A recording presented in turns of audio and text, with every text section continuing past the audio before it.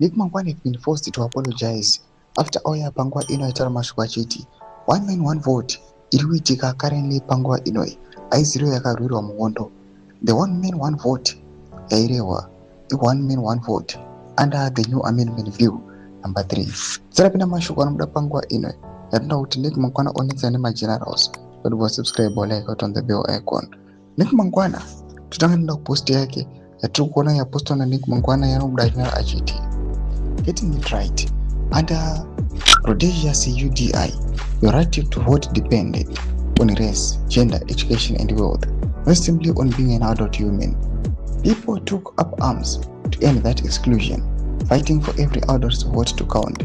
That principle, universal suffrage, is about who gets a vote, not whether the presidential vote is direct or indirect. Under Cap 3, every adult citizen still gets an equal vote for their MP. Your vote still counts. Ndo mashoko anotanga ataurwa naNick Mangwana. Tenda papost ya makomichi anobuda achiti what a shame. Vipi chwenga vevakomanda kuhondo vari kutaura kuti takarwira one man one vote.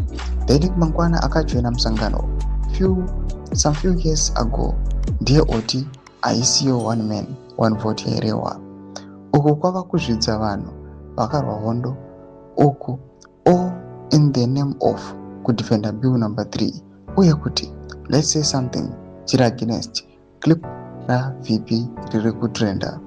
I think madarikidza boundary Mr. Nick, you must apologize immediately.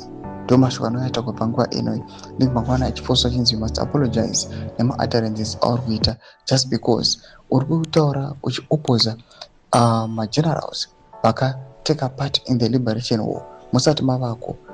Now moita as if challenge yamakuvapa you took part in the war but hondo yacho hamutomboizivi. Pinda kumasection medu dzavhura iyi muri kudiwa musoro pechiriko ichi. Musawa subscribe or like, chit on the bell icon.